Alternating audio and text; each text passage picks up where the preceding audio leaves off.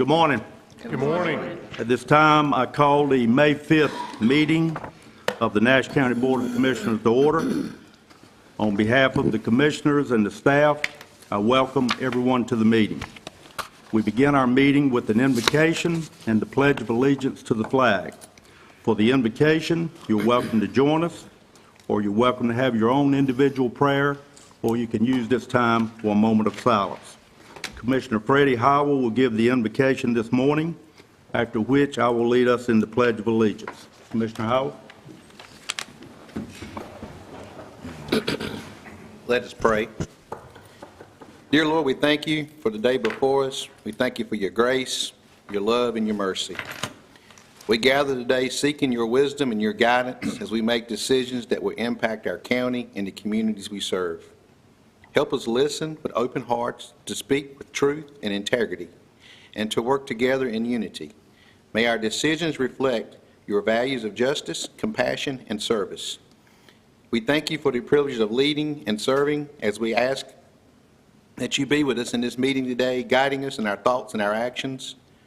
Protect everyone in their travels today and watch over us this week in our daily activities, and help be the light when we meet along your daily paths, that we can bring others to see you, and be in your name, Jesus Christ, we pray. Amen. Amen. Would you join us in the pledge? I pledge allegiance to the flag of the United States of America and to the republic for which it stands, one nation, under God, indivisible, with liberty and justice for all.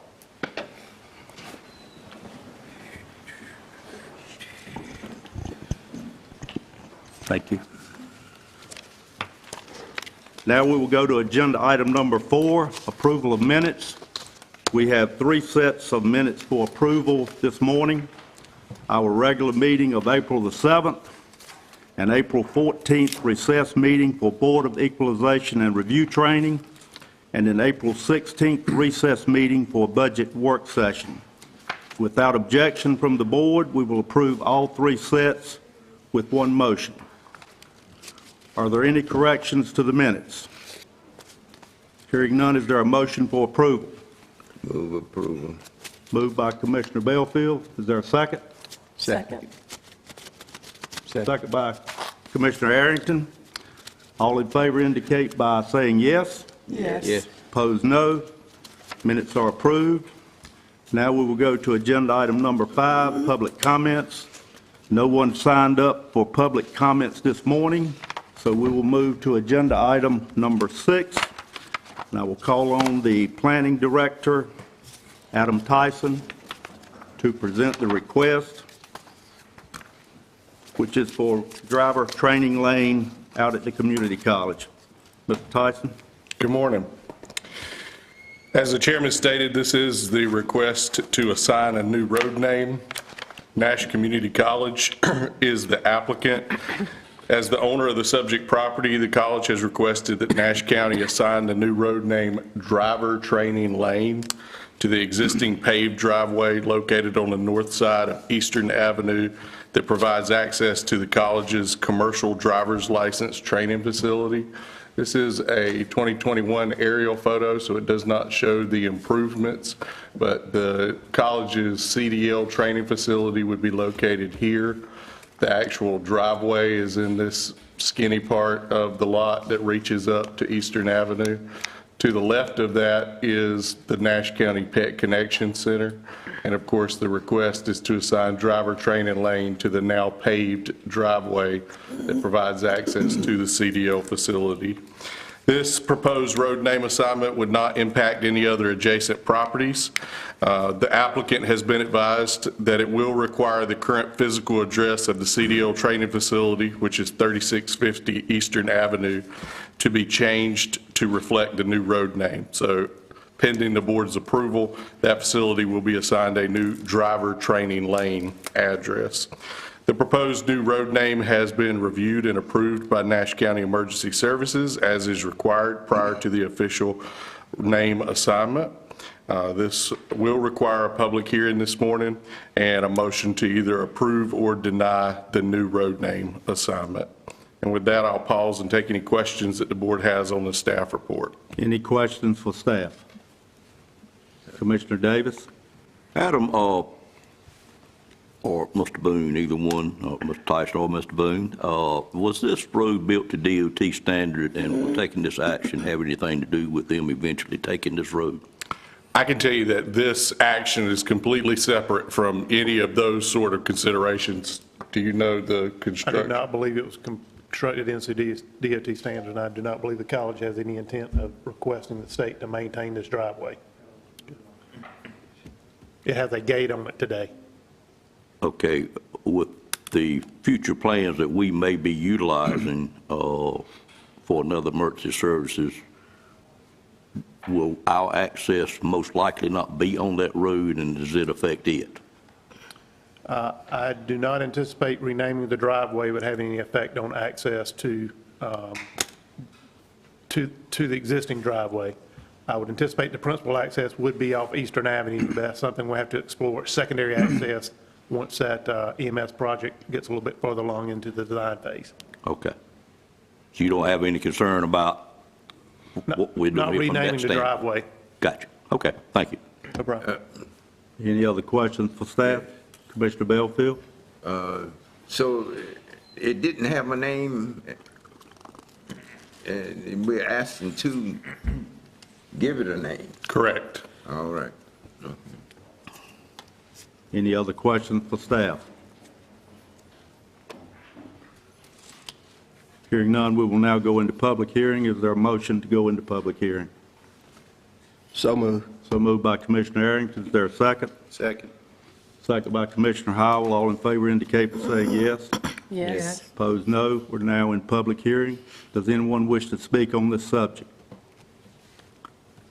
Anyone wish to speak on this subject? Hearing none, I'd call for a motion to close the public hearing. So moved. Moved by Commissioner Leggett. Is there a second? Second. Second by Commissioner Arrington. All in favor indicate by saying yes. Yes. Opposed, no.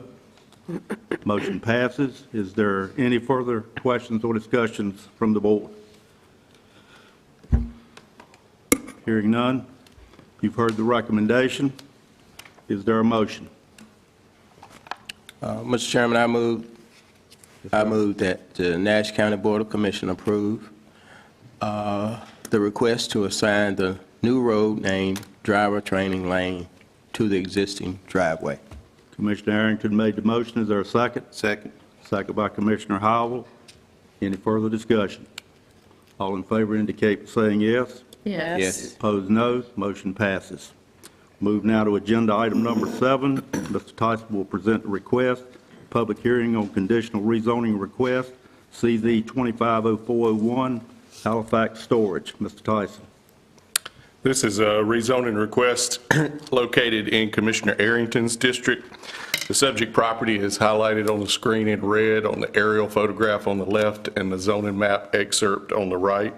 This is a 1.77 acre portion of a larger tract of land currently owned by Regis Smith and the Jonathan D. Smith Family Trust. As you can see on the map, it's located at the northwest corner of Red Oak Brattleboro Road and North Halifax Road. This site is north of the town of Dorches and east of the town of Red Oak. The property is currently partially zoned RC, as you can see in this orangish red color here, and then the majority of the property currently is R30 residential, as shown in this green color here. The property previously included a commercial building right on the corner, which you can see in this older aerial photograph, that was used as the Universal Life Church of God, as well as 2 dwellings were located on the property, manufactured homes on these 2 spots here, all of which have since been demolished and removed from the site. The northern portion of this tract, or the rest of this field located to the north behind this facility, was approved by the planning board earlier this month for the development of a new 14-lot residential subdivision that would be accessed from a new public road that will come out to North Halifax Road, and so there will be no access through the site we're talking about rezoning this morning. This is the proposed site plan. This is the larger tract that was previously approved for the 14-lot subdivision. And of course, the area to be rezoned. The site plan is focused on this area. The request has been submitted by Mr. Roger Regis on behalf of the property owners and the developer, Mr. Tim Matthews, to rezone this property to RCCZ, Rural Commercial Conditional Zone, specifically for the development of Halifax Storage, a proposed new self-storage warehouse facility. This is a conditional rezoning request, so it allows for the attachment of reasonable site-specific development conditions with the consent of the applicant. The site plan that we see on the screen depicts a fenced and gravelled facility including 4 self-storage warehouse buildings, 5 parking spaces, a stormwater management area, and a 15-foot wide planted vegetative screening buffer that is located along the north and the western properties, where this property is immediately adjacent to residentially zoned property. That vegetative buffer will be planted with trees and shrubs, and it'll be supplemented along the north side by a 5-foot-high opaque fence, and along the west side by the blank rear side of this smaller self-storage warehouse building located here. And that should screen the activities from these adjacent residentially zoned properties. As always, we consult our comprehensive land use plan before making a zoning decision. You can see from the green color on the map that this entire area is designated as a residential agricultural area. This request is consistent with the recommendations of the plan for establishing limited non-residential land uses in that area because, number one, the subject property has frontage along and direct access to Red Oak Brattleboro Road and North Halifax Road, both of which are state-maintained secondary roads. The subject property is located immediately at an intersection of 2 state-maintained roads. The subject property is located in close proximity to another already existing commercial land use. In this case, the R&L Builders and Sons Contractor's Office located on the northeast corner of the intersection. Number 4, while the subject property does not have significant spatial separation from the surrounding residentially zoned and used properties as recommended by the plan, the proposed screening buffers should mitigate the overall impact of the facility on the area. And number 5, the conditional nature of the rezoning request and its relatively small size will effectively limit the development of the self-storage warehouse facility to a context-appropriate scale. We also consider reasonableness and spot zoning when considering a rezoning. This request may be considered reasonable in the public interest and not spot zoning because, number 1, this particular intersection has previously been identified on the county zoning map through the establishment of an existing RC Rural Commercial Zoning District, which is shown here in the orangish red color, for the development of commercial uses. Number 2, the subject property is located, as I already mentioned, directly across North Halifax Road from another RCCU, which is similar in nature to the proposed zone we're looking at this morning that was established for the R&L Builders and Sons Contractor's Office. And overall, a self-storage warehouse facility is a relatively low-impact commercial land use that provides a service to the community while typically generating only limited traffic and low noise, which should be reasonably compatible with the surrounding residences. The Technical Review Committee considered this request back on April 3rd and recommended approval subject to the development conditions that are suggested below. The Nash County Planning Board met to consider this request on April 21. Ms. Janine Hendershot of 6022 Red Oak Brattleboro Road addressed the board with a question regarding whether the proposed access to the adjacent residential subdivision up here would come through the subject property, and of course it does not. It will be accessed from North Halifax Road further to the north. There were no other members of the public that chose to participate in that public hearing. Mr. Kevin Varnell with Stocks Engineering addressed the board on behalf of the applicant and in support of the request. The planning board voted unanimously to recommend approval of the request subject to the development conditions suggested below, which I want to review very briefly. Condition number 1, the subject property shall be developed as a self-storage warehouse facility only and in accordance with the approved site plan and all the applicable requirements of the Nash County Unified Development Ordinance. Number 2, per the NCDOT, the vehicle entrance gate for the facility shall be located a minimum of 45 feet from the edge of the pavement of Red Oak Brattleboro Road. That's to allow trucks that are, or vehicles that are towing trailers to be completely out of the right-of-way when they are entering the code to open the gate and access the self-storage warehouses. Number 3, the access drive shall be paved from the curb line to a point at least 10 feet beyond the public road right-of-way line. Number 4, outdoor lighting at the facility should be located, angled, shielded, or limited in intensity so as to cast no direct light upon adjacent properties. Number 5, the vegetative screening and fencing depicted on the approved site plan shall be installed and maintained in order to effectively screen the self-storage warehouse facility from the view of the immediately adjacent properties. Number 6 is a list of the other state and local permits and approvals that will be required prior to construction of the facility. Number 7, of course, if there are significant or substantial modifications by the applicant to the plan, it could be subject to reapproval by this board at some point in the future. And number 8, as with all conditional zoning amendments, this one would be invalid unless and until the petitioners consent in writing to all the ultimately attached development conditions. Your report contains a statement of plan consistency and reasonableness, as well as motions to either approve or deny the zoning map amendment. Mr. Varnell with Stocks Engineering is here this morning to participate during the public hearing. And with that, I'll pause and take any questions that the board has on the staff report. Any questions or discussion from the board? Any questions or discussion? Hearing none, this item calls for a public hearing, so I will now call for a motion to open the public hearing. So Motion moved, to Mr. Chairman. approve. Moved by Commissioner Arrington, Second. second by Commissioner Wilkins. All in favor indicate by saying yes. Yes. Opposed, no. Motion passes. We're now in public hearing. Is there anyone who wishes to speak on this matter? Mr. Varnell, speaking on behalf of the applicants, just state your name. Mr. Chairman, board members, Kevin Varnell with Stocks Engineering representing the owner. I'll be happy to answer any questions you have. Any questions for Mr. Varnell? Any questions? Thank you, Mr. Varnell. No one else wishes to speak. Is there a motion to close the public hearing? So moved. Moved by Commissioner Wilkins. Is there a second? Second. Second by Commissioner Howell. All in favor indicate by saying yes. Yes. Yes. Opposed, no. Motion passes. Mr. Tyson, do you have any other No, sir. comments? There was no discussion from the board, so you have heard the recommendation. Does the recommendation need to be restated? Is there a motion?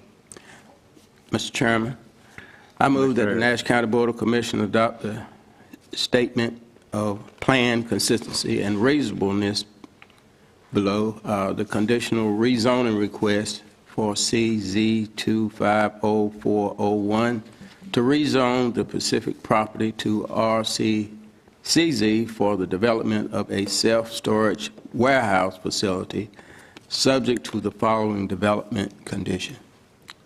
Thank you, Mr. Arrington. Second. Commissioner Arrington, is there a second? Second. Second by Commissioner Davis. Any discussion? All in favor indicate by saying yes. Yes. All opposed, no. Motion passes.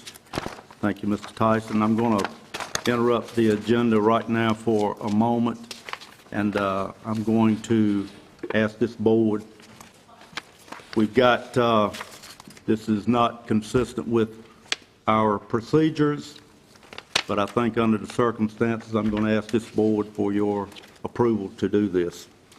We've got a group of bus drivers, I guess from the Nash County Public School System, who have taken off work this morning. They did not sign up by 9 o'clock, but I think under the circumstances, I would request authorization to allow these people to speak. Is there any objection to that? Hearing none, we'll go back to public comments for a few minutes. I would like to read the public comments policy.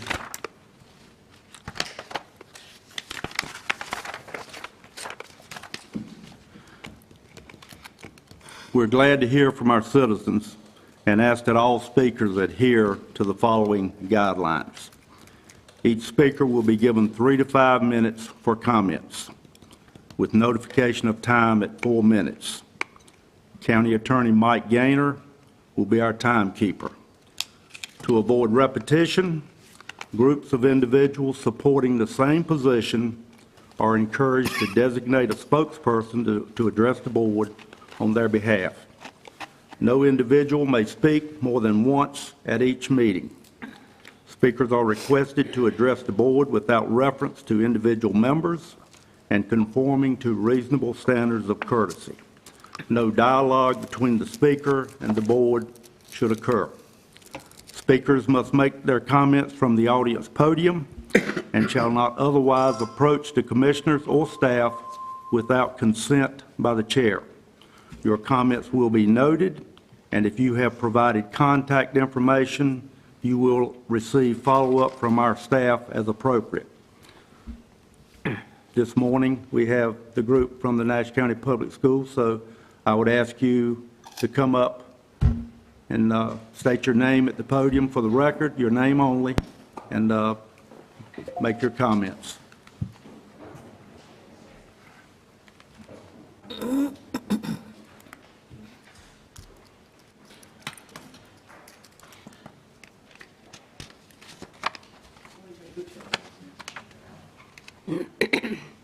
Good morning.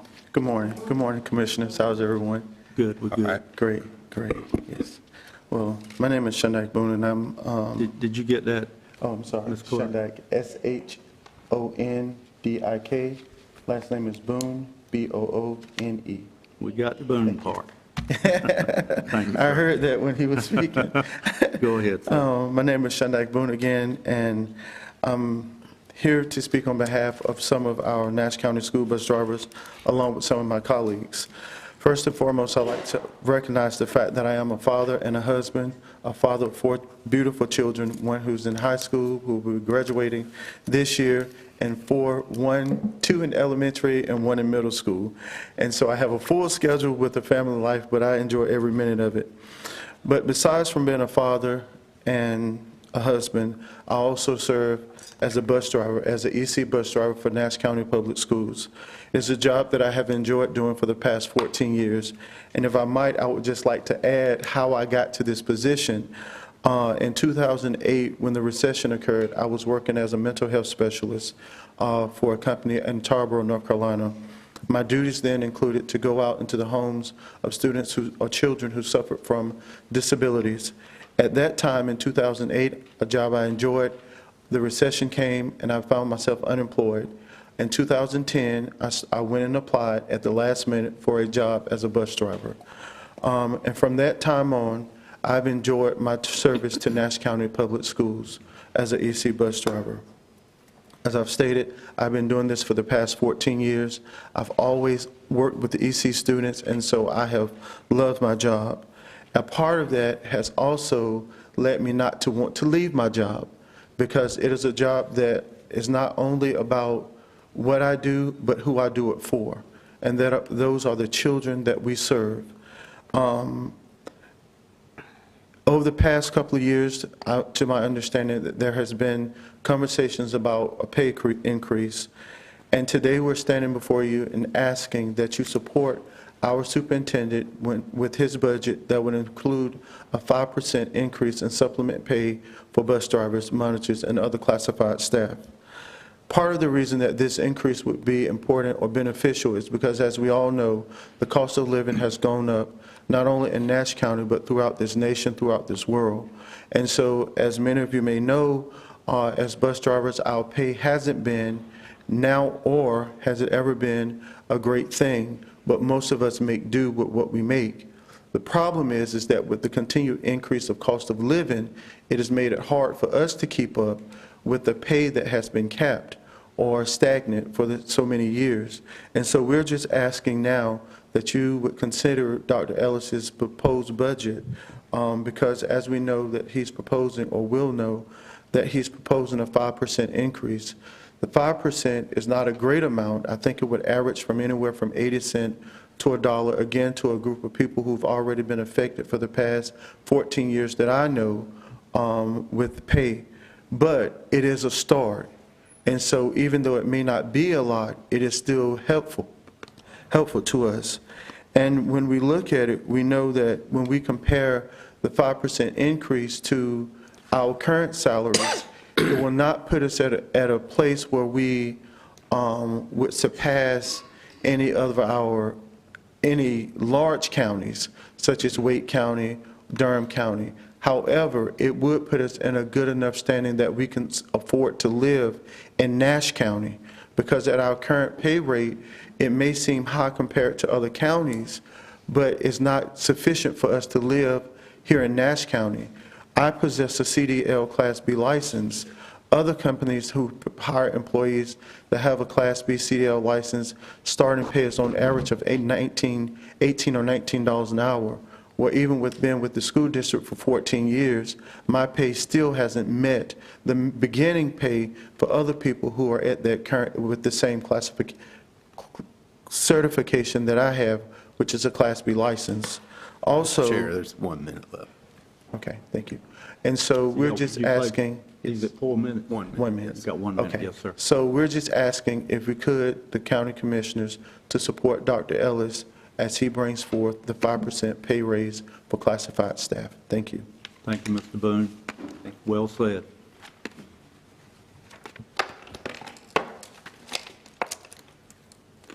Good morning, Mine. everyone. My name is Tondra Richardson, and I have proudly served as a bus driver for Nash County Public School for the past 9 years. I currently make less than $17.50 an hour. Since January, my coworkers and I have held numerous conversations with district leaders, school board members, and Dr. Ellis to share the challenge we face, especially when it comes to pay. Each time, we have been told the same thing: take it to the county commissioners. So that's why I'm here today. Dr. Ellis have shared with our committee that his budget includes a 5% supplement increase for all classified workers. I'm here today to say that I fully support this request, and I urge you to fund it. This increase, along with any potential raises from the state, would help us make ends meet as the cost of living continues to rise. For years, our pay has remained the same. That's like an increase hasn't just been discouraging, it's been a slap in the face. Many of our coworkers have left for higher paying districts. Others are just barely hanging on. Let me tell you about our work. As a bus driver, alongside our bus monitors, our day starts before most people along go off. We're still driving when other families are sitting down for dinner. We're out there when it is 16 degrees, warming up buses so students have a comfortable ride.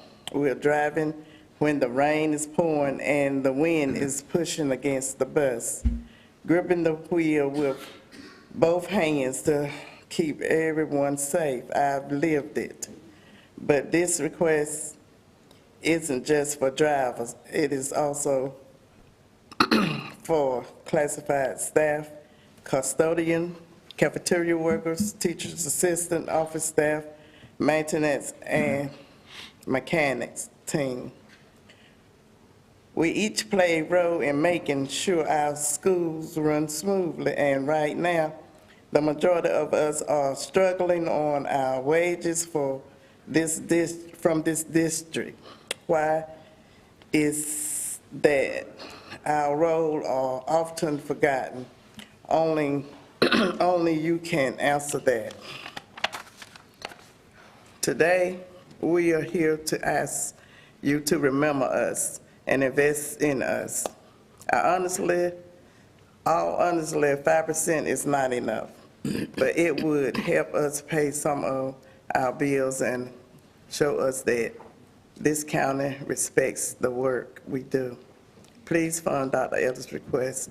Help us provide for our families. Help us stay in this community we serve with dedication and pride. Thank you. Thank you, Ms. Richardson. Good morning. My name is Melissa Lynch. I am here this morning to speak for myself and so many other Nash County Public Schools classified staff. We are the people who pick up the children of this county early in the morning and make sure they get to school safely. We are the people who greet students and their families when they walk into our schools each day. We are the people who feed the children of this county, clean up after them, and make sure they have a safe and clean environment to learn in. We manage the schedules and the finances and the attendance for our schools. We build relationships with our students, and we are a critical piece of the puzzle when it comes to educating the students of this county. Without us, school wouldn't happen. While we work tirelessly every day, doing the best we can for our students, many of us struggle to give our own families what they need. Everything is going up but our paychecks. No one should have to work 2 or 3 jobs just to keep up. But that is the reality for so many classified staff. Every little bit helps. So our hope is that the state will see fit to raise our salaries, and you all will see fit to do the same. And maybe between the two, more of us will be able to live just a little more comfortably. We need you to show your commitment to us and the students who rely on us by funding Dr. Ellis's budget request. What can my coworkers do with 5% more? They can't pay all their bills with 5%, but they could pay 1%. They can't take a vacation with 5%, but they might be able to take their kids to see a movie. They can't buy a new wardrobe, but they might be able to send their kids back to school with the supplies they need. What I'm saying is this 5% isn't going to make any of us rich, but it will help reduce some of the stress and burden that comes with working a job that most months doesn't even pay us enough to get by. Thank you. Thank you, Ms. Lynch. Good morning. Good morning. My name is Mary Arrington. I'm a bus driver for Nash County School System. I enjoy doing what I do. I have been doing this for 16 and a half years. I'm up in age. Matter of fact, I'm the oldest of these. But I enjoy doing what I'm doing. My daughter passed away in 2015, and I had to step up and be a mother and a grandmother to a son that she had left behind. My grandson is 10 years old and growing up fast. I would be glad if we had a livable wage today with this economy. At this age, I would hate to have to move on to another job just because the funds are not here for us. Like I said, I enjoy doing what I'm doing. I'm over 70, and it would be hard for me to step out and go to another job right now. I had retired because of my grandson. I had to come out of that and work. It's very hard out here trying to make ends meet, and it's just me and my grandson. It's very hard. And as my coworkers have said, the increase, we need it. The 5%, we appreciate it, but we need more to live in economy today. It is very hard. And you all should understand that we are doing the best thing we can for our children when we are getting them to school safe as possible. And that's even hard in some cases because you all know how some of the children act, some of the parents act, but we still stick to what we are doing. We are children driven, and we need to be associated with pay of doing what we do best. Like they say, our kids are the first one we see and the last one we see, the last they see in the afternoon. We are doing our job. Why can't we have the pay that we need? Thank you. Thank you, Ms. Arrington. Good morning. Morning. My name is Lisa Battle. I have been a driver of Nash County for almost 40 years. I am here today because of the support of Dr. Ellis' budget that includes a 5% increase for Nash County Public Schools classified staff. I want to share with you what it means to me and my coworkers at all the schools. After so many years in Nash County, my paycheck still doesn't keep up with the cost of living. I love my students and I love what I do, but becoming harder and harder to stay on a job that barely pays enough to take care of the daily and the monthly living expense. Many of my coworkers wanted to be here today, but they still on the bus. I took off this morning on the behalf of our drivers, and our hourly employees are not easy, but it's here because of people that's leaving the county, going to Wake County and some other job. When I speak to other drivers, they talk about the expenses are going up, but our pay is staying the same. But some of their challenges is being a single parent and trying to do the best they can, but they still struggling. Another co-worker talk about copay is going up and the cost of medication is rising. No one should have to decide whether they should go to the doctor or not when they are sick. The last story I want to share with you is about a co-worker who told me that his wife recently retired and they are taking care of their disabled son. And the money is not there enough. Having to provide for all three of them on one paycheck is very difficult. He said that he would alleviate some of the stress by helping if they can at least pay one of the bills. I have two requests for the member of the board. I'm asking for a fully funded Dr. Ellis budget proposal. Our classified staff worked so hard to ensure that our school and our buses are safe and their students that learn to grow. We need the 5% increase to help us to continue this difficult work. Two, I'm asking you not to wait for the state to decide on our county commission. We will, as the state does offer us any increase, doesn't let us replace the commitment. We need all the help and the resource to pay to get right now.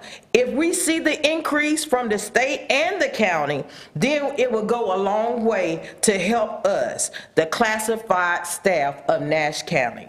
Thank you. Thank you, Ms. Battle. Is there anyone else in your group that wishes to speak? I want to tell you we appreciate your comments this morning, and I would just note for the record, Madam Clerk, that we have requested the budget information from the Nash County Public Schools, and that hopefully will be provided to this board in advance of our May 14th meeting, so this board would have opportunity to review the full budget.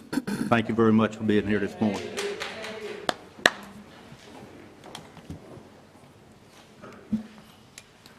Thank you, Madam Clerk, for bringing that to my attention, and if you need this back, you may want to give me some other information. I depend on you a lot. Thank you for all you do. All right. We're going to move now to agenda item number 8, public hearing, fiscal year 20 Community Development Block Grant Coronavirus Program Amendment for Budget Revision. Call on Grants and Intergovernmental Relations Director Emily Moore to present the request. Good morning, Ms. Moore. Good morning. Nash County is requesting a program amendment to revise its fiscal year 20 Community Development Block Grant Coronavirus, CDBG-CV budget. The project is financed with $900,000 from the North Carolina Department of Commerce's Rural Economic Development Division, or RED, CDBG-CV funds, and that's what makes up 100% of the project cost. Currently budgeted is $405,000 for public facilities activities, $405,000 for public services activities, and $90,000 for administration. The program amendment includes reducing funds allocated for the public services activities by $100,000 and reallocating them towards public facilities. If approved, the CDBG-CV budget will be amended to $505,000 for public facilities, $305,000 for public services, and $90,000 for administration. The public facilities activities to be completed include Spring Hope Community Park Trail Extension, Castelia Community Park Trail Extensions, 8 hand-washing stations, and design and engineering for public facilities activities. The public facilities activities will no longer include Wi-Fi towers. The public services activities to be completed include providing PPE, such as gloves, masks, gowns, and cavi wipes, to the Nash County Fire Departments, Castelia, Middlesex, and Sharpsburg. Purchasing the Spring Hope EMS Station a UCAPIT supply dispenser for PPE supplies, providing computers and accessories, plus community garden supplies to the Sharpsburg Senior Center, and providing a total of 20 computers and accessories to Spring Hope, Whitakers, and Middlesex libraries, as well as providing EMS equipment and supplies to the stations located in LMI or low to moderate income areas. That equipment would be a Stryker Stair Pro, suction units, Stryker stretchers, and scoop stretchers. The specific locations of all of these activities, they were chosen based on them being in LMI municipalities or an LMI census block, which is a requirement of CDBG. The program amendment is needed due to unforeseen circumstances and challenges faced by program partners. Revising the budget will allow the county to complete public services activities and expanded public facilities activities that will aid the county in the continued recovery from COVID-19. So our recommended action is to hold the public hearing. Any questions for staff? Any questions? Ms. Moore, it's my understanding that this item only requires a public hearing, no action other than that. That is correct. Thank you. Is there a motion to open the public hearing? So moved. Moved by Commissioner Wilkins. Is there a second? Second. Second by Commissioner Leggett.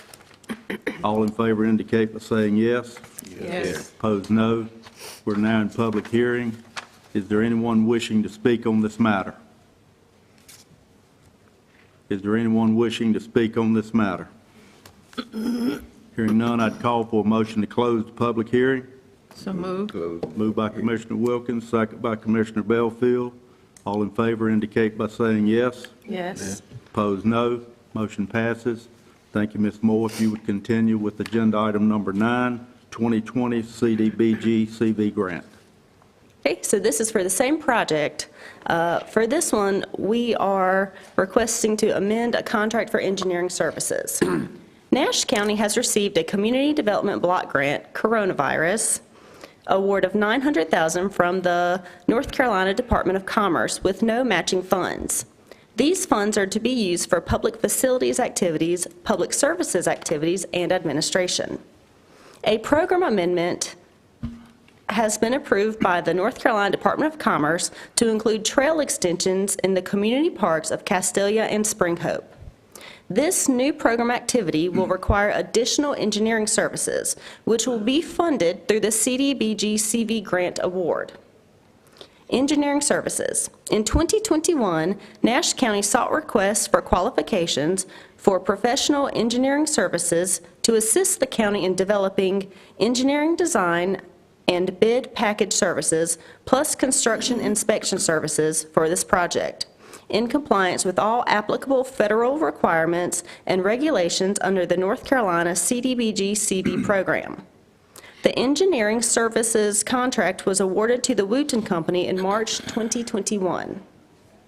We request to amend the engineering services contract with the Wooten Company to include services and fees related to the addition of the trail extensions. So the recommended action would be to approve the engineering services contract amendment, and this action would be subject to review and approval of the documents by the county attorney and the county manager. Any questions for staff? Any questions? Hearing none, you've heard the recommendation. Is there a motion? So moved. Moved by Commissioner Davis. Is there a second? Second. Second by Commissioner Arrington. All in favor indicate by saying yes. Yes. Opposed, no. That motion passes. Thank you, Ms. Moore. Thank you. Appreciate it. Now we'll go to agenda item number 10, Westmount Fire Department purchase of new apparatus. Call on Emergency Management Director Trip Bunn to present the request. Good morning, Trip. Good morning, Mr. Chairman, fellow commissioners. This morning I come before you again requesting, Westmount Fire Department is requesting to replace a 2016 engine with a 2026 engine with a sale price of $692,250.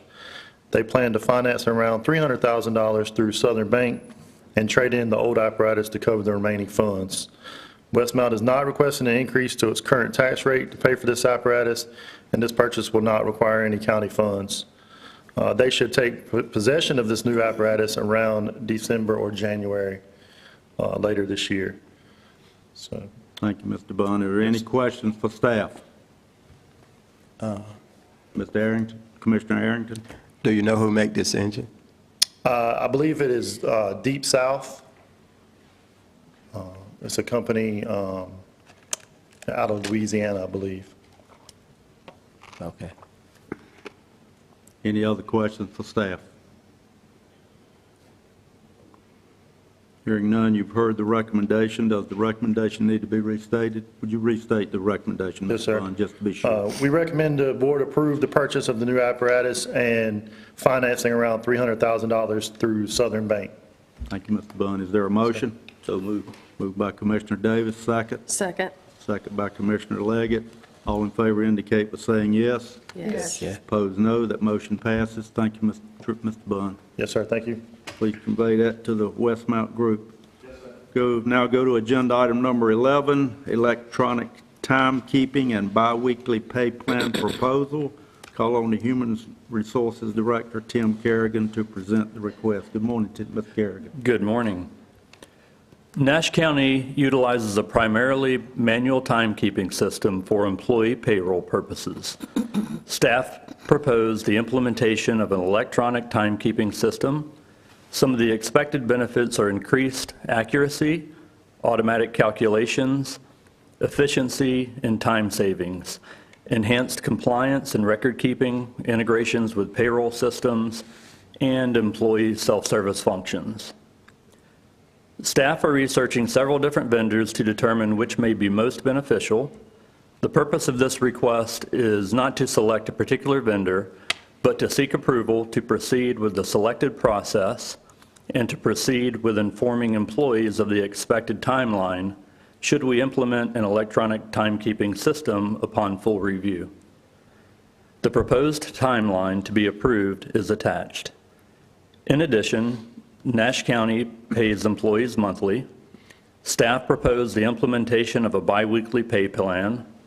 Some of the expected benefits are better cash flow management for employees, payroll accuracy and simplicity, employee satisfaction and morale, improved budgeting and forecasting, and improved benefits administration. For optimal success with implementation, staff will need to educate employees of the new process far in advance. Staff are requesting approval to proceed with the proposed biweekly pay plan. The proposed plan with timeline is also attached. The recommendation: approve the proposed plan for implementing the approved procedures and schedule for Nash County's change for electronic timekeeping procedures and transitioning from a monthly to a biweekly pay plan. And I entertain any questions that you may have. Mr. Kerrigan, would you go through the proposed timeline? Yes, sir, certainly. So if we get approval now, it would take a lot of education time, so that employees can prepare for it. What happens with a biweekly pay plan is you have 26 pay periods in a year. So deductions that you would normally have every month, one of the things we would do, instead of deducting all of those, like your insurance benefits, your elected benefits, or if you're carrying any dependents on your insurance, those would come out 24 of the 26 pay periods. So once every 6 months, you have an additional pay period, the 13th and the 26th. But for purposes of finance and things like that, we get monthly bills. So the first 2 in every month, those first 5, they equal out. On the 6th and 12th months, you would have that additional. But that keeps everything in process with finance procedures. Other things so if we were to get approval today, we would go ahead and start educating on the process. With the electronic timekeeping, well, one of the issues is that right now, we end a month and we pay on that very day. So that means that we have to recollect all of our procedures. We get the timesheets and we double check that, and we may have to make adjustments to that. Well, we always make adjustments to that every month. This would eliminate that, so a lot of paperwork, time and effort, not only on staff, but the employees as well. So there can be confusion in that process. This would eliminate that. Also, in emergency management, you have 28-day cycles that they work. So that's different from the 8 to 5 general staff. So this falls in line with their scheduling as well. Again, eliminating confusion, and also that with the employee, the department heads, and also the finance and HR staff. So when you go from a monthly and recollect to a biweekly, as you look at the calendar of that process, the first paycheck that they would receive, so we would implement this as proposed in February 1st. Fortunately, February 1st is February is a 28-day month, falls in line with a 28-day cycle. And fortunately also the first falls on a weekend that also coincides with some of our emergency personnel schedules. So what would happen is employees would work the 1st or the 14th.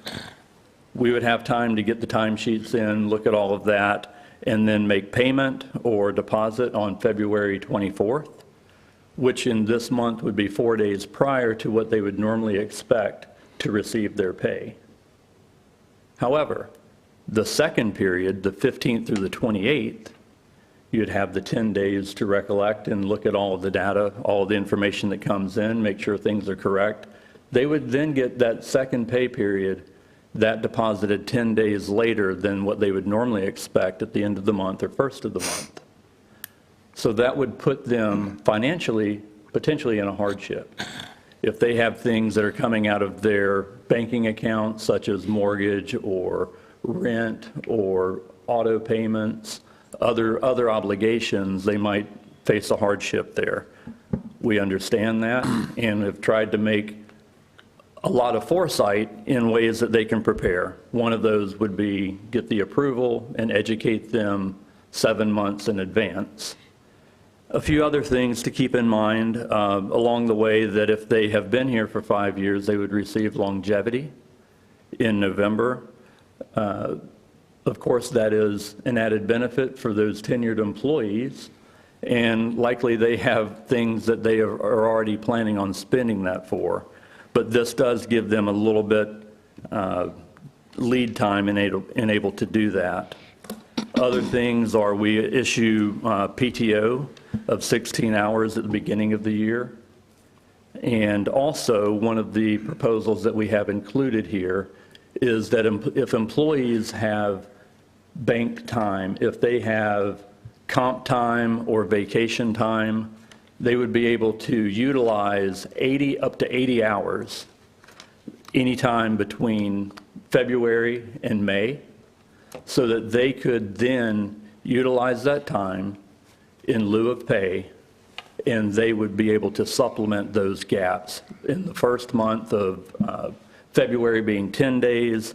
In March, it would be 7 days late for that second pay period, all the way down to 2 days. And at the end of our fiscal year, on June 30th, they would be caught up.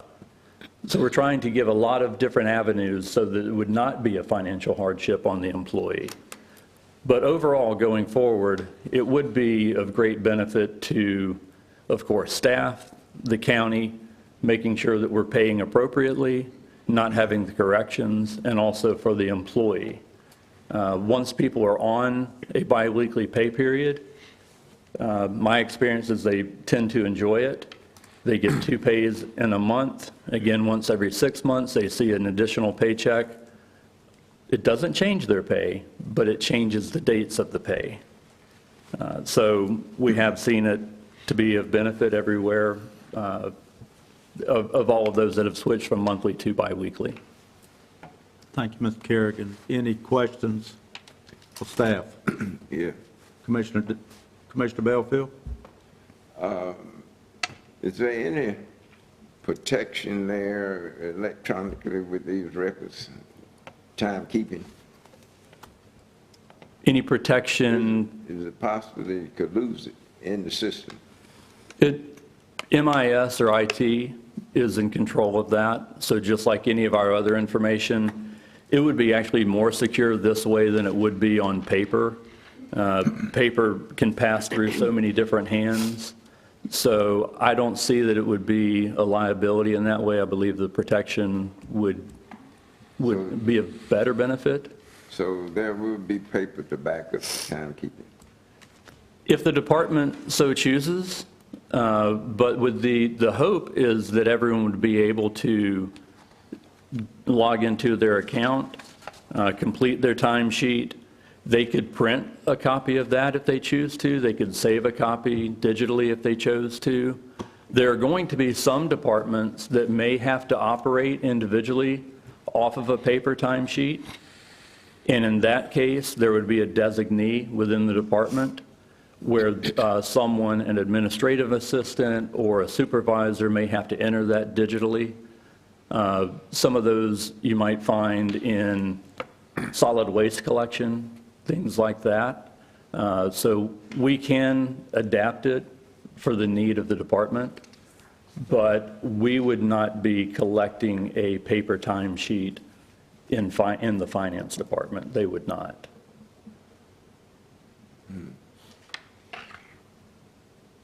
The most important thing is that you have a record.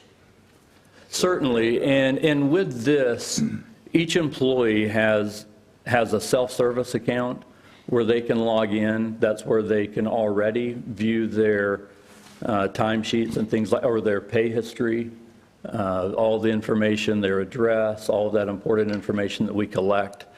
But with this type of system, everyone gets to see the information as it is, as it's entered, and you have a checks and balance there. We had a situation, not a huge situation, but one that I recognized this past week where there were paper documents, and the employee was keeping his version of it, and when it was brought to our attention, we noticed, we researched it and saw that what the department had was something different. So in that case, the employee did keep the paper copies, and we compared the two, and we came to the solution. We found out where the error had been made. But I would always encourage just the same going forward, that employees go in each month to make sure that they've been paid properly. And in this process, you would be able to see it when you log in and complete a task. You would see who completed that task, on what date and what time. So we would be able to we would be able to dive into that so much easier and be able to get to the final solution, the correct solution. In this case, again, the employee would be able to print that out each month and keep that for their own record if they are more comfortable with paper versus digital. You have any other questions, Commissioner Belfield? You done? Thank you. That was the only one I was thinking about. Employee has one, maybe keeping up with their time, and the system is another, how you resolve it. Thank you, Commissioner Yes, sir. Belfield. Commissioner Davis?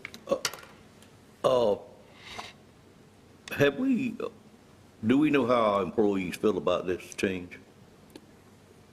We've not done a survey for that. It has been discussed within all of the departments from the department head level down, so all of the feedback that we have received, this has been several months in the making. Sure. So not a formal survey, but yes, sir, certainly it has been brought to the attention of each of the departments in our management meetings, and we have been asking them to share that with their departments of it upcoming.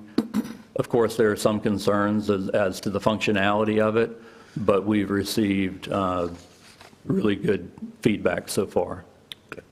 I would think it would be positive, but of course, I wouldn't know that. And I know we tried something else recently that didn't turn out positive. I just think we do the legwork to make sure that we have their support when we go into it. The second thing, February the 1st seems like a long time. I guess it takes that long to get everything like you want it to make it, put it in effect. It does, and exactly to your previous point of making sure that we have everything proper and we have plenty of lead time to inform. That was part of the reasoning, so that we've had a lot of changeover and a lot of short staffing in the finance department as well. So we're being cognizant of that to make sure that we're able to handle it. They will need to do test runs prior to going live. So we want to make sure that we test out all of the bugs and have a as smooth as possible implementation. Is there any cost to the county to do this? Fortunately, there is not to do biweekly. That is all covered. The only thing there might be a cost with are going to be the electronic timekeeping, and that's what we're looking at now. Once we have this approval to proceed with the research on it, we can come back, the finance department will come back to you on those proposals. But it depends on, that type of cost would depend upon, are we able to utilize current software that we use, like Tyler Munis, or do we need a third party? So that information will come back to you, yes, That sir. will come back to us at a later date. Yes, sir. Okay, and my last question, Mr. Chairman, is have you made this conversion somewhere else in your work history? I have. You have, okay. Thank you. That's good.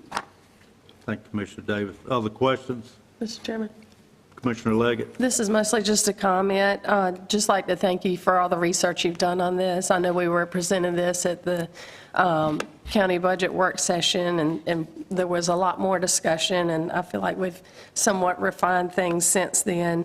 Hopefully, this is what we call a win-win situation, a win for the employee that they're being paid more frequently, and also a win for the county that we're not doing so many retroactive transactions and eliminating errors. So, you know, it is really our hope and effort that this will help the employees, and just thank you for all the careful research.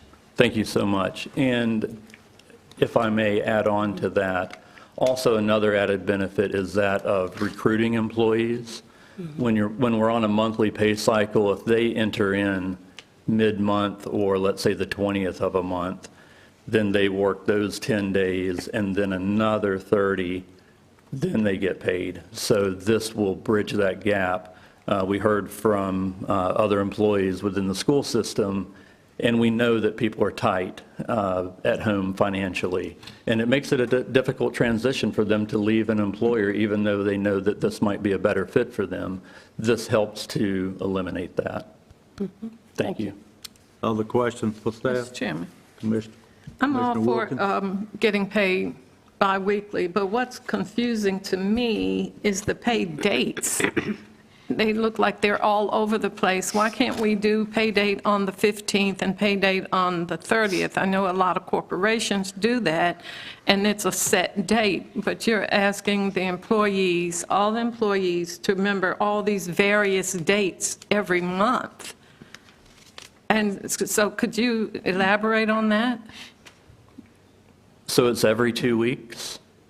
So rather than looking at a calendar of dates or marked as the 15th or 30th, it would just be every 2 weeks. So that would be a cycle that would become very routine.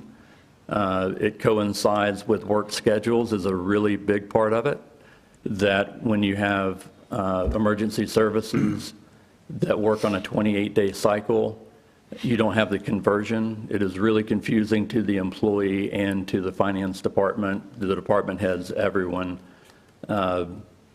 I understand it's a change, certainly, not being the first or not being the first and the 15th.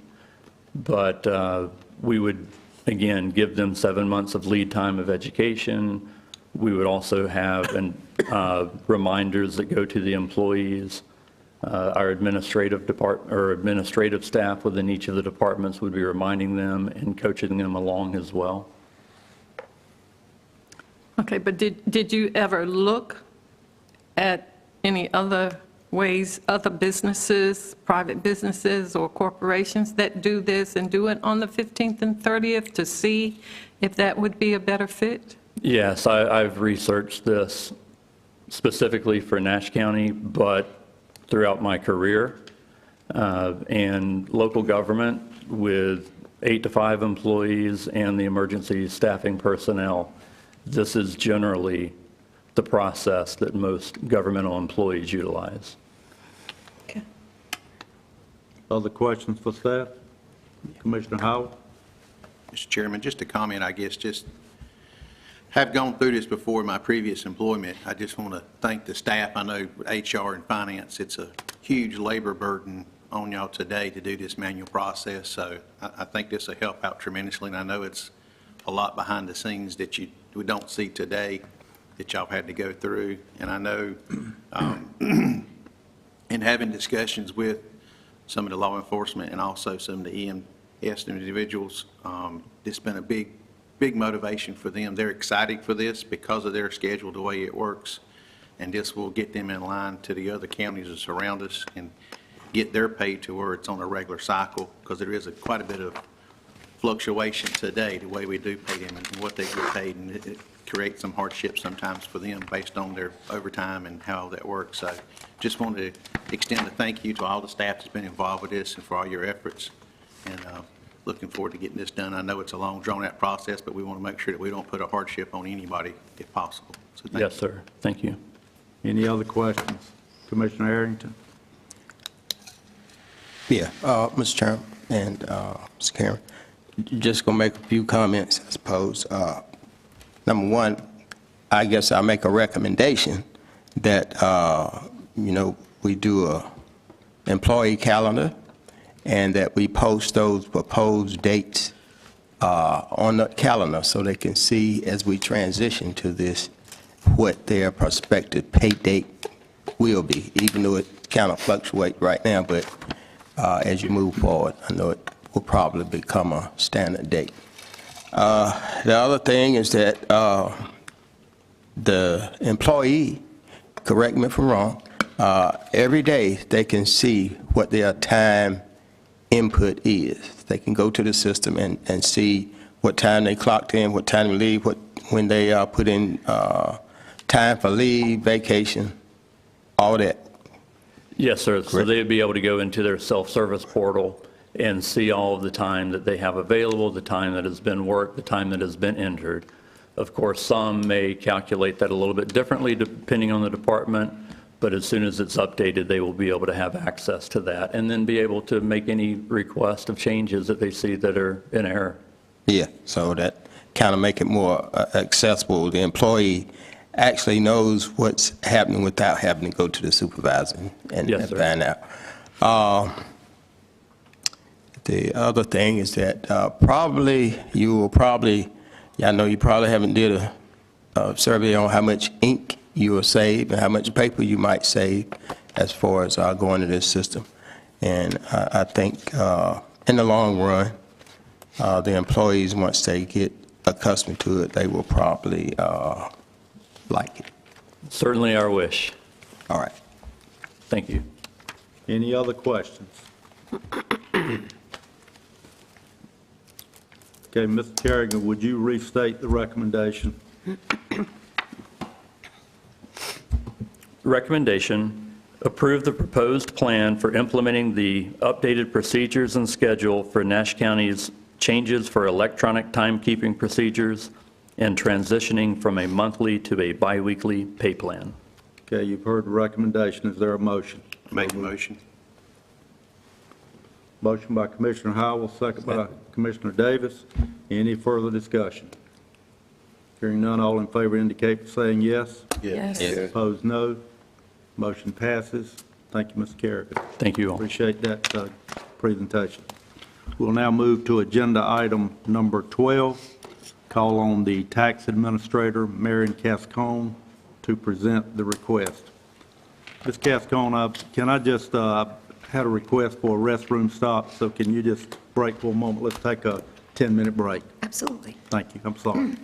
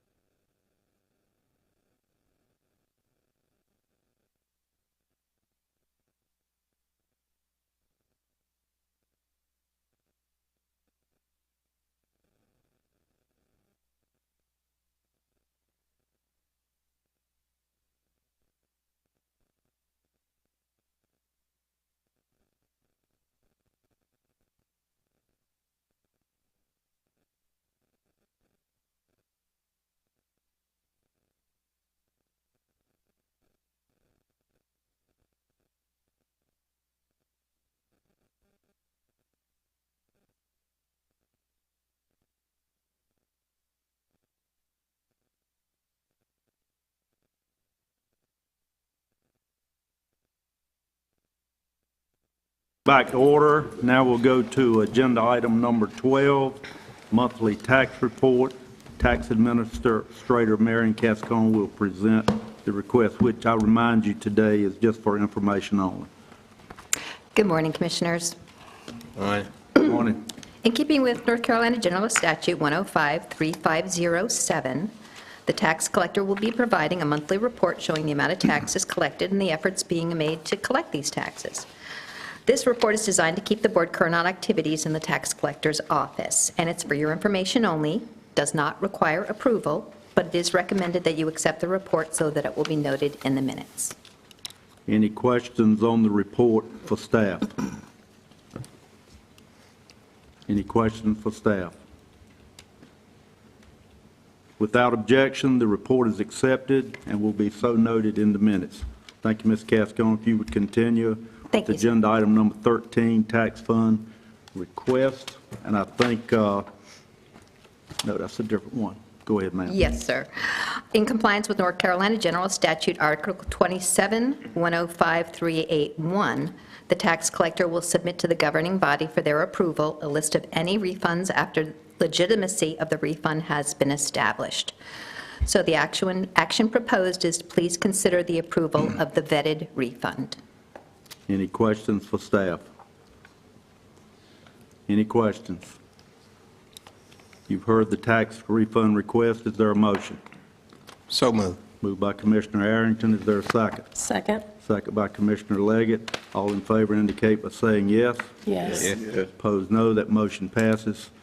Now, Ms. Cascone, we are slated next for the Board of Equalization and Review, but that's not till 11 a.m., so I'm going to ask you to take a seat, and we're going to move on to agenda item number 15, and ask Deputy County Manager Jonathan Boone to come up and present that request. We'll come back at 11 o'clock to the BOER. Agenda item 15 is Engineering Services Contract Amendment for Central Nash Water Sewer District Water System Expansion. Mr. Boone. Yes, sir. Thank you, Mr. Chairman. The board will recall that the county has set aside funds for expansion of the water system that serves the Central Nash Water Sewer District, and this project is to be funded with state-directed grant funds that the county received as a result of Session Law 2023-134. And the contract amendment I have for your consideration today is a contract amendment with the Wooten Company that would provide for the design, permitting, contract administration, construction observation, and grant administration services required to design and bid that project.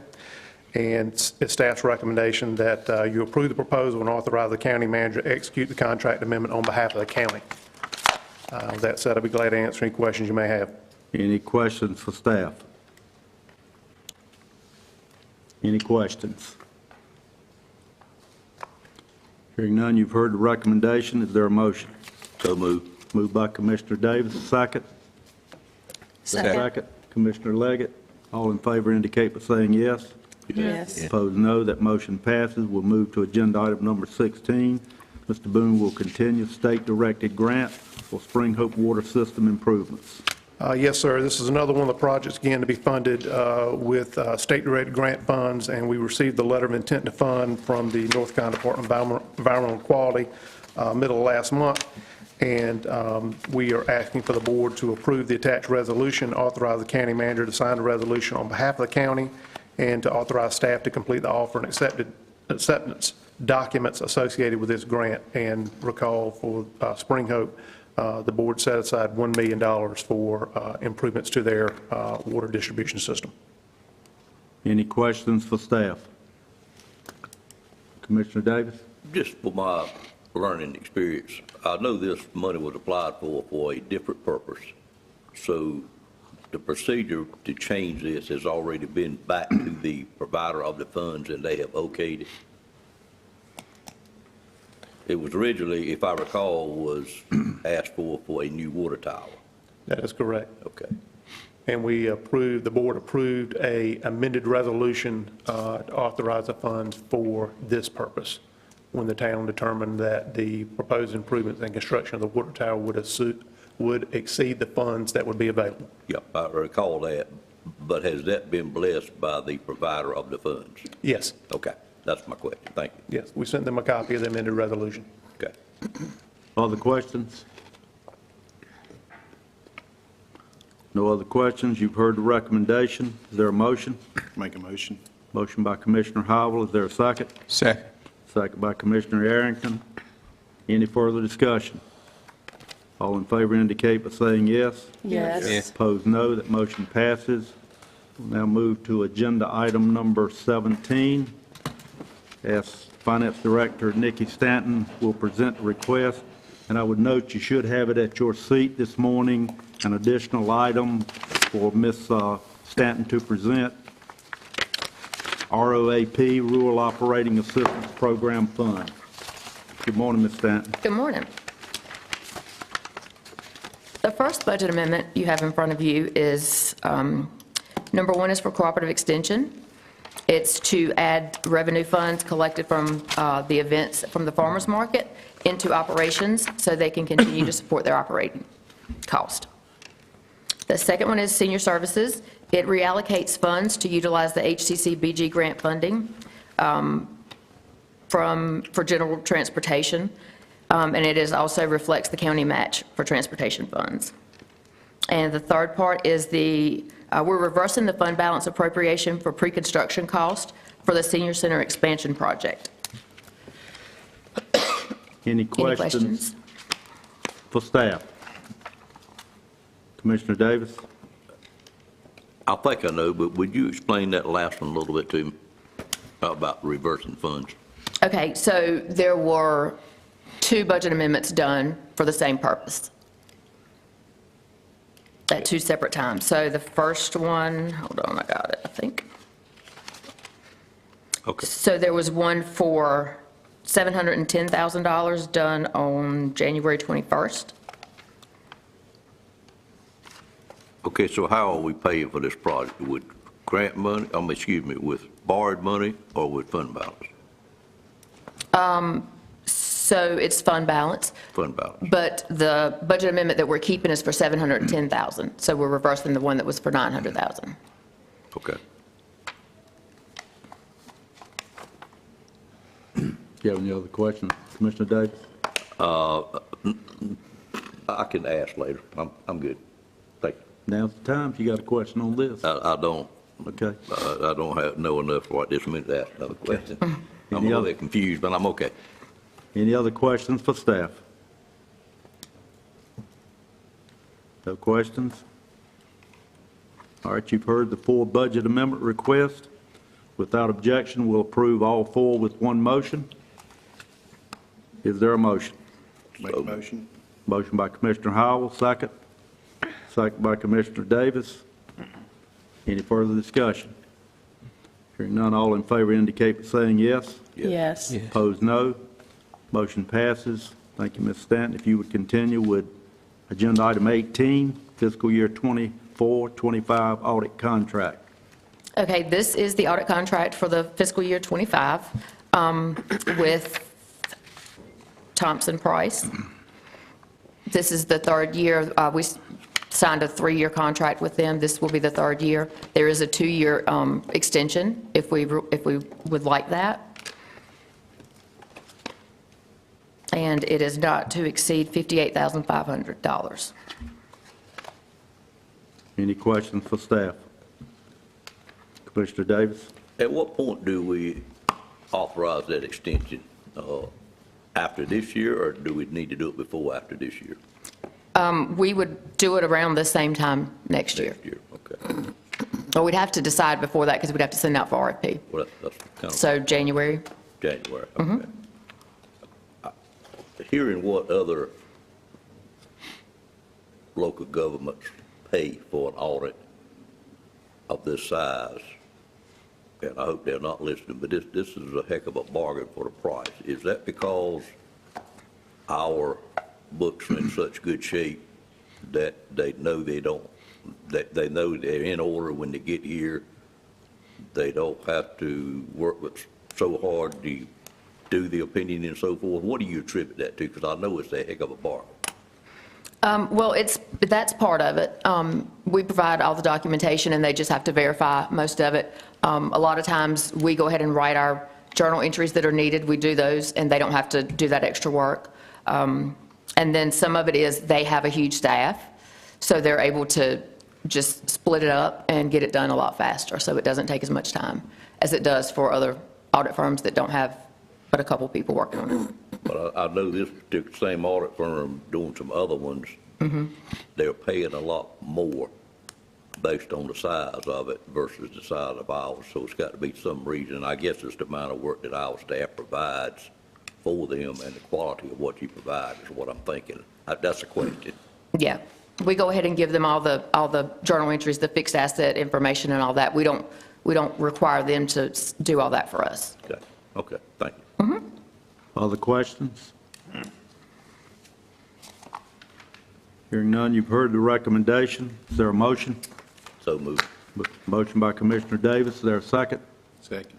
Second by Commissioner Howell. Any further discussion?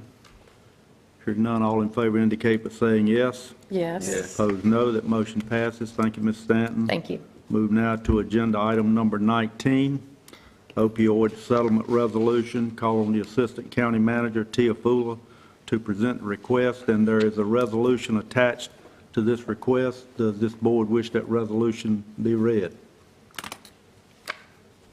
Anyone wish the resolution be read?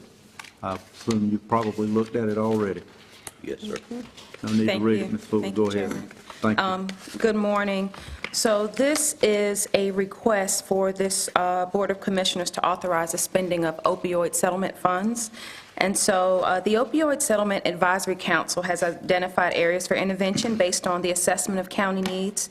It's recommending to allocate opioid settlement funds to the high-impact strategies, two high-impact strategies at this time. One is recovery housing support, and the second is reentry programs.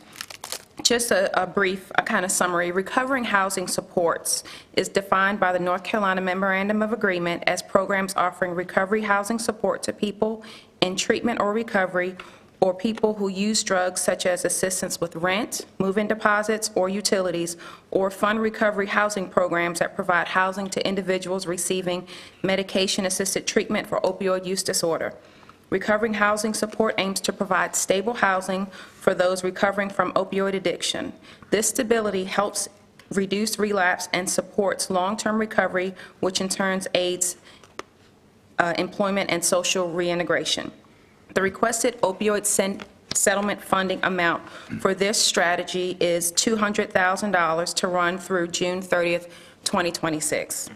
The second high-impact strategy that is recommended is reentry programs, and they are defined by the North Carolina Memorandum of Agreement as support programs that connect incarcerated persons to addiction treatment, recovery support, harm reduction services, primary health care, or other services or supports they need upon release from prison or jail, or that provide any of the services or supports.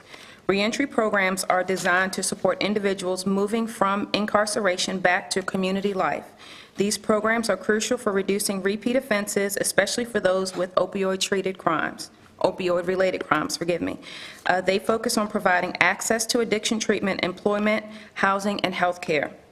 The requested opioid settlement funding amount for this strategy is $200,000 also to run through June 30th, 2026.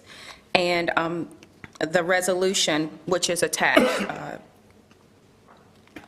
is just a reflection of what I've just explained. Any questions for staff?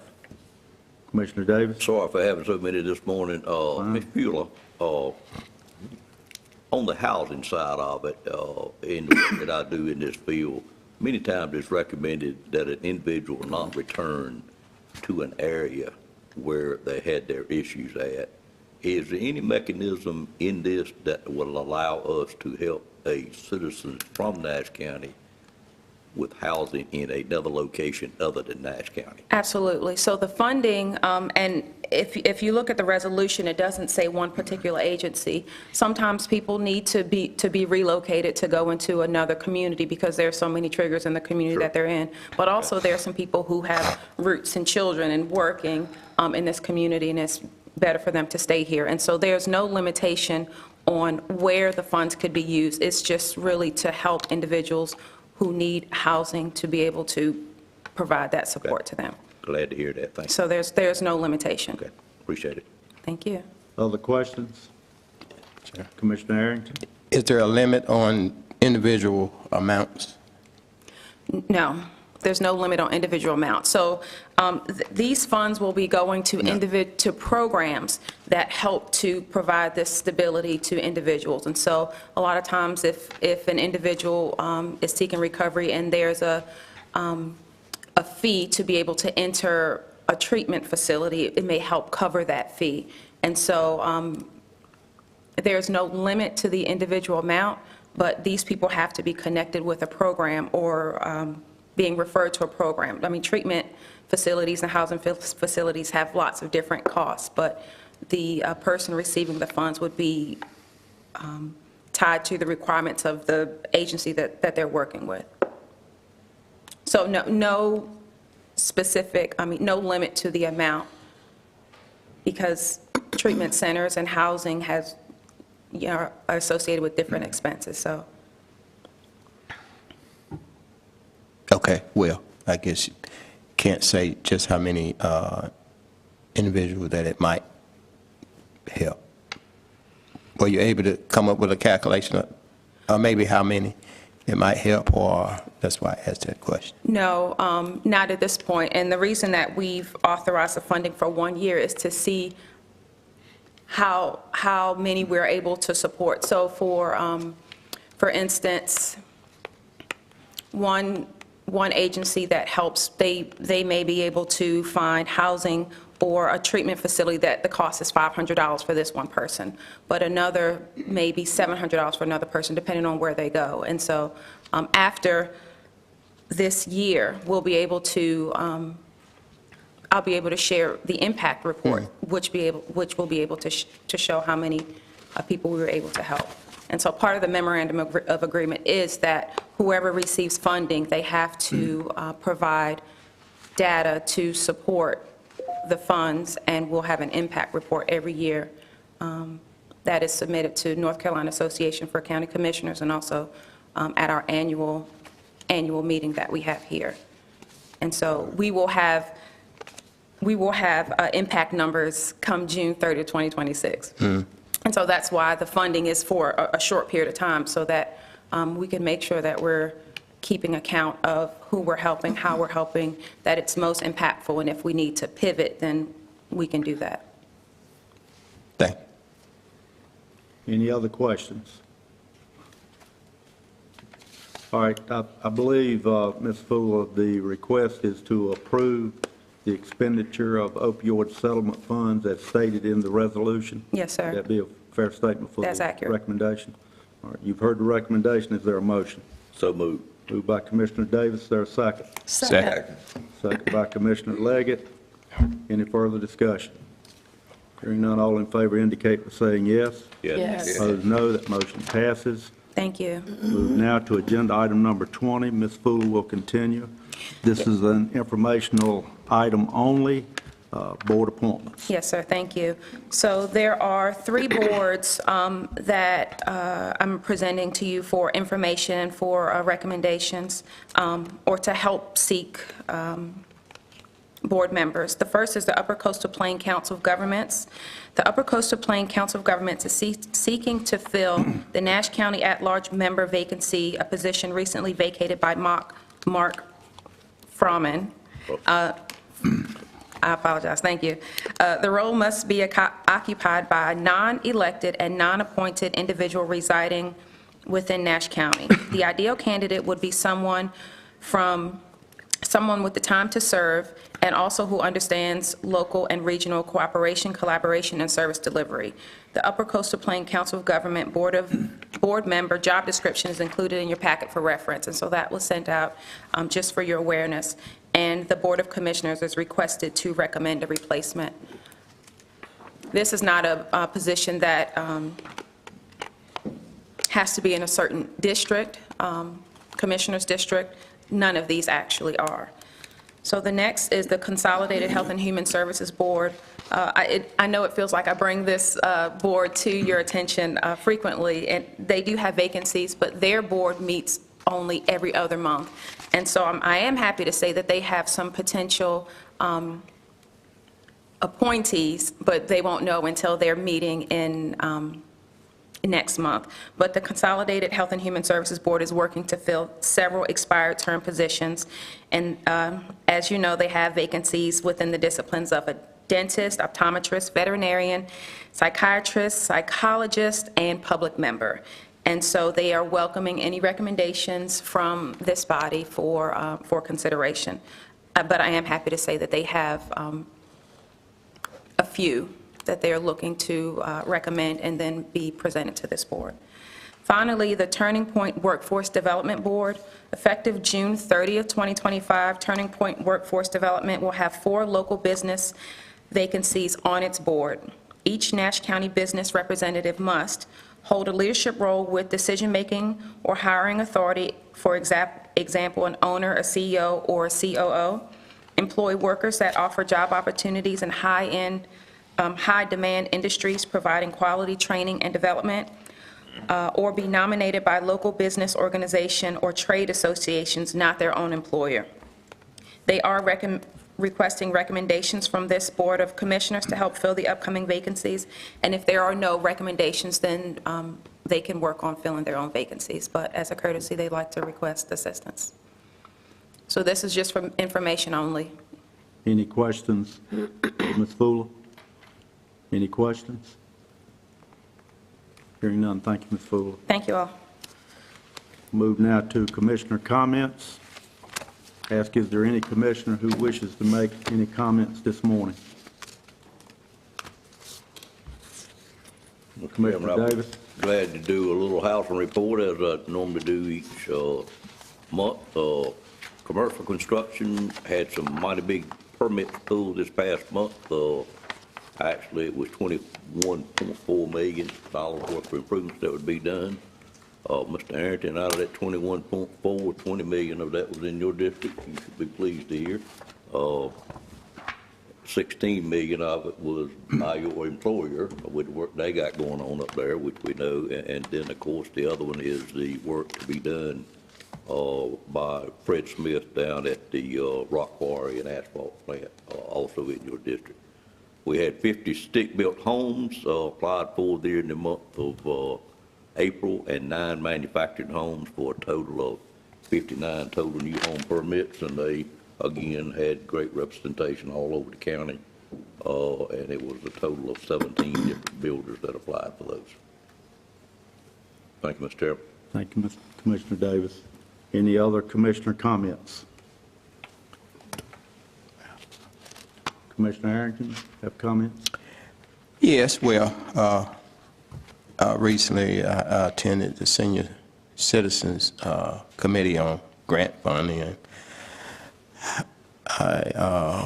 well, this is my basic comment on the federal government as we look towards cuts in senior citizen programs and across the board with school system, and a number of cuts that and programs that's being eliminated by the federal government that look like some local government funding will have to try to step in and be the fallback, but the amount of government funding that will not be coming to our local government, our different agencies, is shocking. Any other commissioner comments? Commissioner Leggett? I'd just like to thank the commissioners for attending the April 10th breakfast that the Farm Bureau hosted at our farm. It was well attended, and I hope you benefited from that. Other commissioner comments? Commissioner Wilkins? I just want to make a comment on the bus drivers or the classified workers that spoke this morning. Aside from thanking them for taking off to come here, I have heard from a number of them, you know, we look and always talk about our teachers who are spending money out their own pockets to buy things for the school children. And before kids got free lunches, I heard about how cafeteria workers use their money for kids who want a snack, don't have that extra money. And I really feel like we need to consider their wishes, their needs for that 5%. They frequently get overlooked, the bus drivers, the cafeteria workers, and the custodians. And without them, our children wouldn't get to school, our children wouldn't be fed. We'd have to find someone to come in. So I ask seriously that this board consider that 5%. Thank you. Thank you, Commissioner Wilkins. Any other commissioner comments? Any other comments? Well, Commissioner Belfield? I wanted to make this comment while the bus driver was here. I appreciate you holding this to now, Mr. This Belfield. is a general statement, but it's one that I see as an undercurrent to play down education here in this country, and that you don't really need it. That just go on out and make some money, but they don't say how, and they're not bringing it to the top as a top issue. It's an undercurrent issue to undercut funding for all levels of education, starting from K on up. And it's something that I think that we need to take a look at this issue, because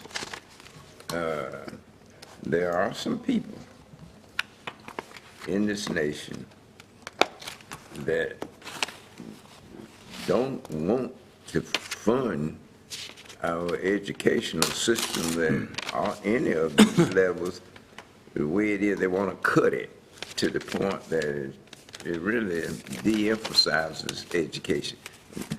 That's my comment and I've been taking a look at it for at least a month, and this is what I'm picking up and drawing my own individual conclusion based on some things that are going on now. Thank you, Commissioner Belfield. Any other commissioner comments? Okay, I have a couple of things that I wanted to say. First, I want to give a shout out to North Carolina Wesleyan University on Saturday at the Event Center in the city of Rocky Mount. Over 300 students, graduate and undergraduate, received their degrees. I was honored to be there as an observer, not a participant. I do want to say specifically, and I'll let any other commissioner do this if they wish to do it, but I'm very proud of my grandson. He's 22. He's graduated from Campbell, and on Saturday he walked and got his master's degree in business administration. So congratulations, Baden. I'm very proud of you. Now, I want to make a statement that pertains to the budget. After many years serving as vice chairman on this board, I have served as chairman for the past 5 months.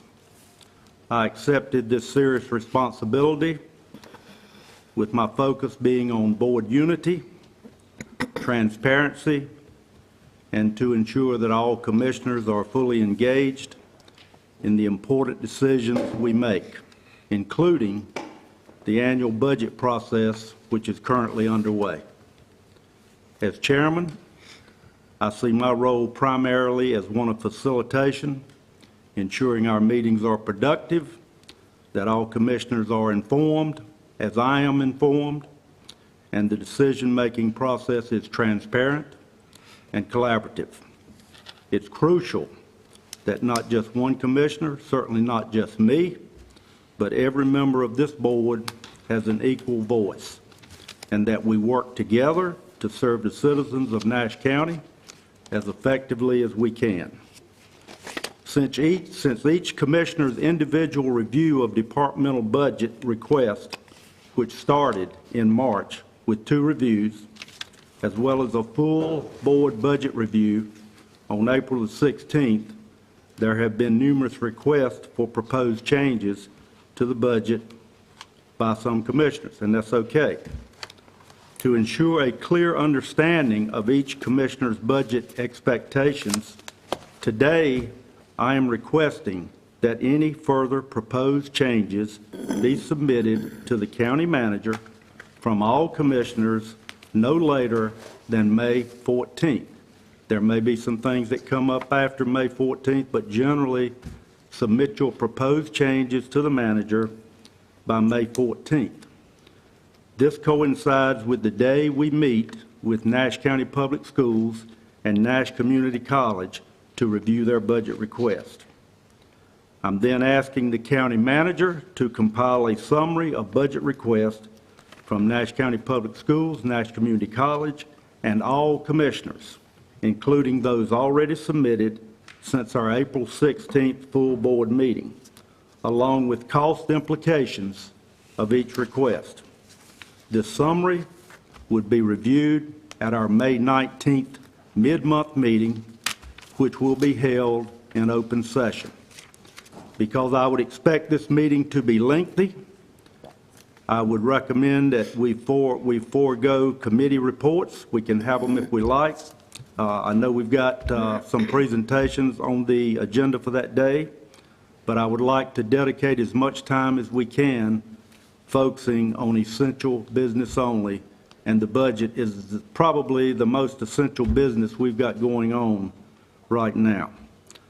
I would recommend that each item be reviewed individually for board consensus, and for our attorney's benefit, that is not for final approval, that's just to get a consensus of our board on each item, so when we do get a budget proposal, then that would be our final approval.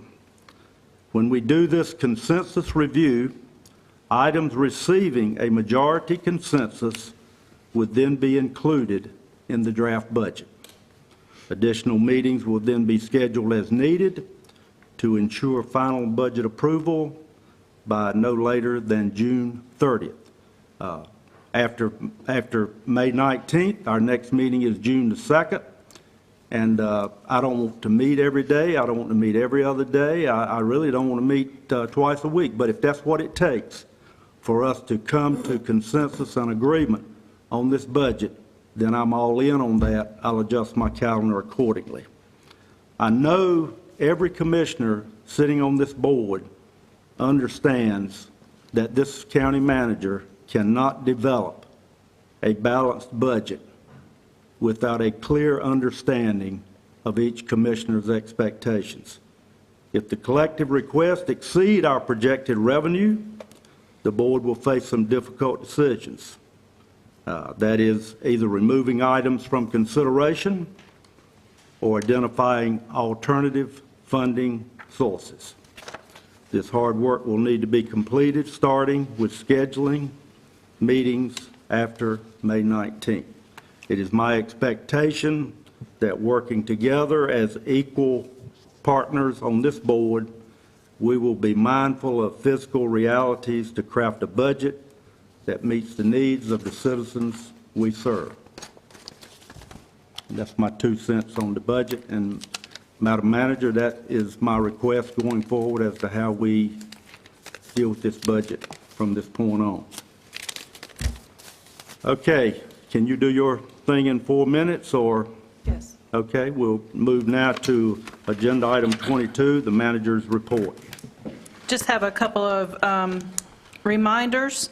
We've got the UNC Health Nash Tower groundbreaking at 10 a.m. on Wednesday, May the 14th. A reminder for our joint meeting with Nash Community College and Nash County Public Schools the evening of May the 14th at 6 p.m.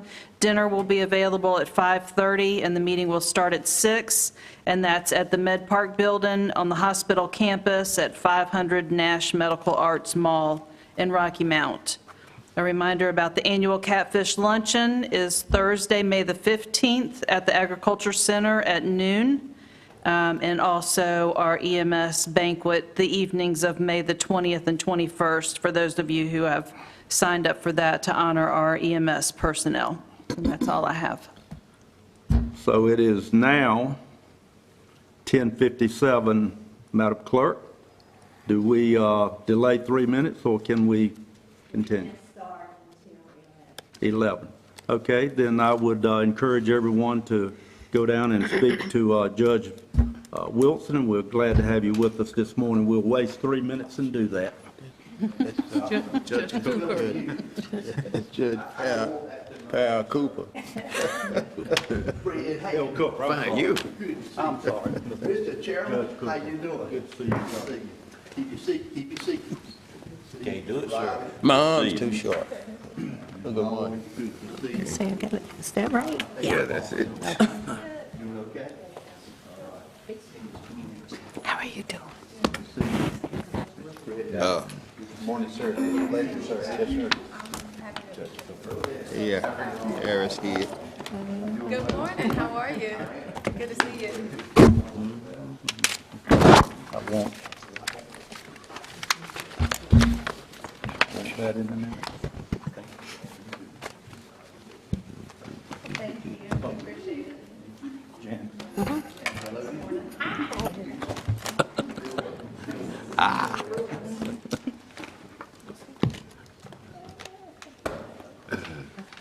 Stacy, didn't you say that joint meeting with community college and the school board is on the 14th? This Bible haven't ever been open. Did you say Never been open. Never been open. It's not good, is it? It's on May the 14th. Yeah, it's on Friday. Feels that way anyway. This one's been open, but it ain't been open a whole lot. Yeah. Don't look like my wife, I'll tell you that. We're holding it with Wade Johnson.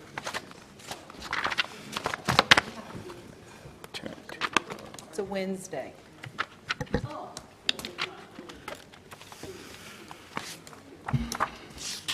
Janet.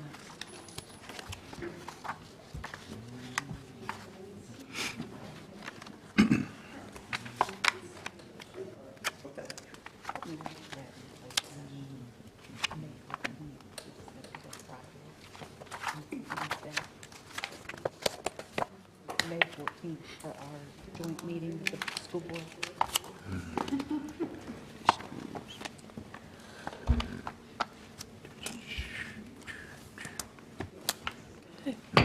Okay, I'll call us back to order.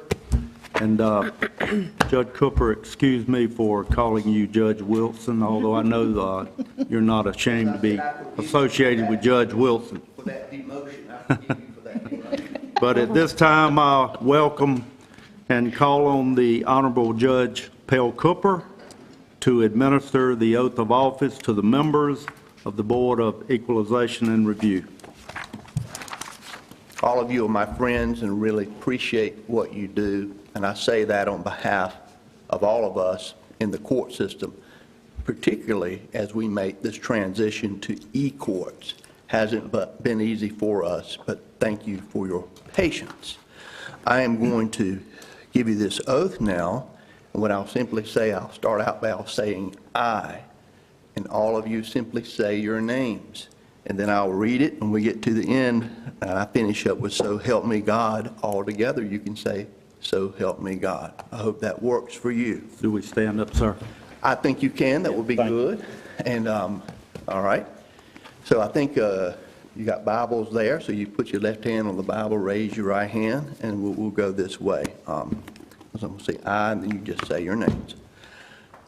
I, Wayne Outlaw, do sincerely swear and affirm that I will support and maintain the Constitution and laws of the United States and the Constitution and laws of North Carolina, not inconsistent therewith, and that I will faithfully discharge the duties of my office as a member of the Board of Equalization and Review of Nash County, North Carolina, and that I will not follow my actions I will not allow my actions as a member of the Board of Equalization and Review to be influenced by personal or political friendships or obligations, so help me God.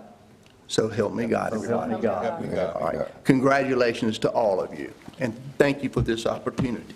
Thank you, Judge Cooper. We're always honored to have you with us, sir. Now, I would call for a motion to recess the regular meeting and convene the Board of Equalization and Review. So moved, Mr. Chairman. Moved by Commissioner Arrington. Is there a second? Second. Commissioner Belfield. All in favor indicate by saying yes. Yes. Opposed, no. Motion passes. The Board of Equalization and Review is now convened. I'd call on Tax Administrator Marion Cascone to present any request. Thank you very much. Obviously, this is something we have to do by law. North Carolina General Statute 105322 is required by law for us to meet for the purpose of accepting appeals. At this point, I don't have anything on the docket, but I do ask the public, is there anybody here that would like to present an appeal of their real property? Is there anyone in the chamber that wishes to present an appeal? Apparently none. No, none have come forward, and we have none for you today. All right, hearing none, and there being no appeals today, is there a motion to recess the Board of Equalization and Review until its second meeting on June 2nd, 2025, So and moved. reconvene the regular meeting of the Board of Commissioners? So moved. Moved by Commissioner Wilkins. Is there a second? Second. Second by Commissioner Leggett. All in favor indicate by saying yes. Yes. Opposed, no. That motion passes. Thank you, Ms. Cascone. Thank you. Appreciate it very much. Yes, sir. I did expect we were going to have some, are we looking to have some next month, do you think? Yes, what'll happen, sir, is that what this did was open the period for people to submit for an appeal. I see, okay. And we already worked all the informal appeals and sent the letters out 2 weeks ago. Okay. I have received only a few responses because there's, at the bottom, there's a response, do you accept this from this value from the tax office, and will you be going to the board? I have 0 that are going to the board at this point, but we will continue to collect them until June 2nd, which is when the Board of Equalization Review will adjourn. Okay. And then if there are any that do not agree with the tax assessor's value, we will then set hearings for those for the board to hear after June 2nd. Got it. Thank you Okay. for that refresher. Thank you. Thank you, Commissioner Davis. Have a great day. Thank you, Ms. Cascone. Now, I call for a motion to go into closed session for economic development, attorney-client privilege, and personnel. Is there a motion? So moved. Moved by Commissioner Leggett, second by Commissioner Howell. All in favor indicate by saying yes. Yes. Opposed, no. Motion passes. Mr. Gaynor, do we expect any action out of closed session? We do not. We do not expect action out of closed session, so we're now moving back into closed session. Take a